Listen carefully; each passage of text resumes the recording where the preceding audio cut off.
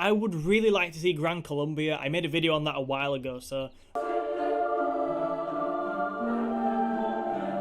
Hello everybody, my name is Alex, and this is the Civilization 6 New Frontier Pass, which is incredibly exciting. Like, I thought we might get another Civilization and Scenario Pack or two in the near future. No, turns out this is what Runner and all that stuff is, which is mad. Also, Gran Colombia is there, which... mind equals blown. So what I'm going to be doing in this video is I'm going to be talking about the basics of this expansion pack or series of expansion packs to start with, and then we're going to move on and talk about kind of what I'm expecting from them, especially the first two, trying to talk about kind of the new game modes, new civs, stuff like that. So let's get into it. By the way, if you do want to see a lot more detailed videos on things like the new civs, the new leaders, the new game modes, the new districts, all of that crazy stuff, do remember to subscribe to the channel because I will be making detailed videos on these. So what is this? Well, basically it's a frontier pass. Now, with the wording of it being a frontier pass, I kind of think this is not going to be DLC which is available to buy individually. I could be wrong, but with it being a pass, it sort of suggests that you buy the pass and then you get access to all 6 of them, and you maybe can't buy them individually. I'm not sure yet, I've not seen any news on that, but we'll have to wait and see. Now, if you do like the kind of stuff that's on here, if you do want to play as Gran Colombia, then you can if you're on other platforms. So you don't just have to be on PC for this, it's on PC, PlayStation, Xbox and Switch. So this is multi-platform, apart from iOS. Sorry. There's also going to be free updates, so even if you don't want to buy it, there is new stuff coming for free, which is immense, so this is like exciting for everyone. It probably is worth noting at this point though that you will need Gathering Storm and Rise and Fall to play specific ones of these updates. So they're not all kind of just compatible with the very base game. In some cases you are going to need the expansions. Now, although we don't have crazy amounts of information about what each of these expansions are going to include, we do know a fair bit, and I do think there are things which can be inferred from some of the expansion packs beyond the Ethiopia pack. But to start with, let's have a look at Maya and Gran Colombia. So the two civs we're getting here is the Maya, which is amazing. That is a really popular civ, and that's going to sit really well with the fanbase, I think, and also Gran Colombia. Now, if you don't know what Gran Colombia is, don't worry, I didn't until a few weeks ago when Logan pointed it out on one of my videos. But basically, Gran Colombia existed for quite a brief time in the northern part of South America.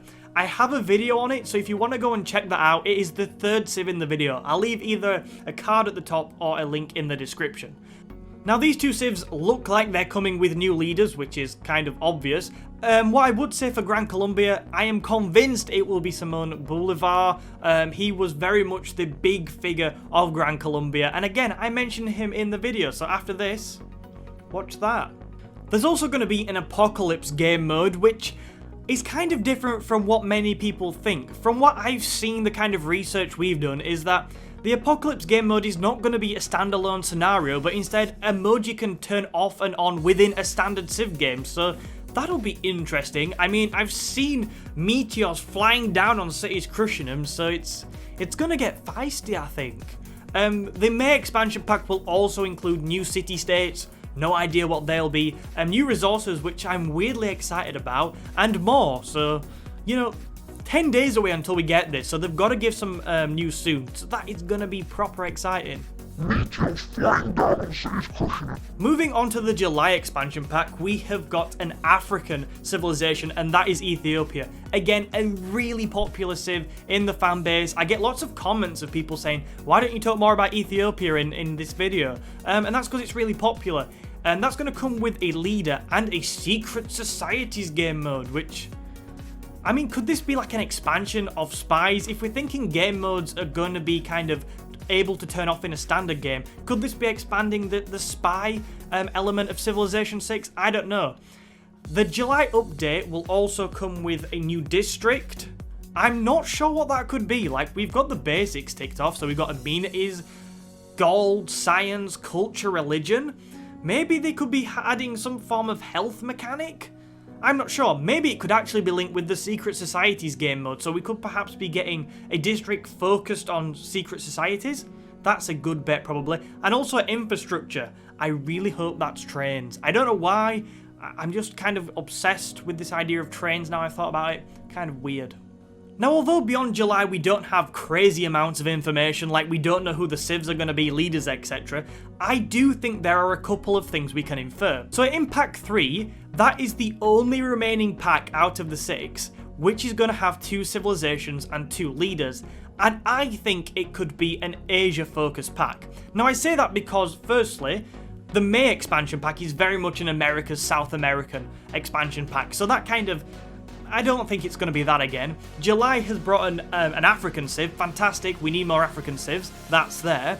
And I can't see there being another 2 European civilizations in the Game in 1 expansion pack. So I think, because Europe has already got loads of civs in the game, so I think that the 3rd expansion pack coming in September is probably going to be an Asia-focused expansion pack, maybe someone like Vietnam, hopefully someone like the Mughal Empire. I'd very much like to see a variation of Indian civs. The other thing I would mention is that the January pack, Pack 5, has 2 leaders but 1 civilization. Now that could mean a few things. Firstly, it could just be that the new civ in the January pack has 2 leaders, which I think would actually be kind of intriguing, but it could also mean that an existing civilization is going to get another leader. Now, I've talked about alternate leaders for a long time. It's something I want to see, so it would be fantastic if we could see like America get a new leader, China get a new leader, or maybe even Rome. A little while ago, I made a video talking about somebody's idea that Justinian could come to Civilization 6 and form a Byzantine civilization, which is an extension of Rome. So maybe they could mess about with leaders that make them a little bit different. We don't actually know too much else, but there's lots of civs I'm sure we'll see. Portugal, I mean, surely that's got to be somewhere in there. Maybe Pack 5, Pack 6, stuff like that. So it is all very exciting. Like I said earlier though, if you don't want to, for whatever reason, play for the full pass, you can and will be getting some free updates. So it says here, plus free updates for all players on whatever platform, presumably. And that's going to be new maps, new scenarios, balance changes, and more. Now, I think the scenarios will be like Red Death scenarios in this case. And please, please, please, please give us a World War II scenario. I would love that. That'd make me very happy. So please do that.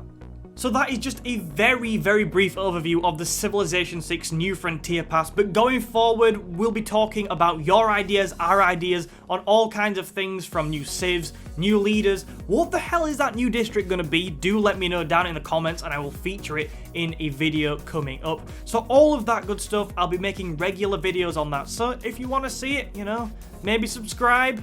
If you want to see more weirdness.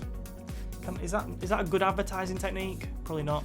Anyway, if you have enjoyed today, please do remember to hit that like button as well, because that would help me out immensely. Thank you so much for watching today. I am super excited for this. My name is Alex, and I will see you in another video soon.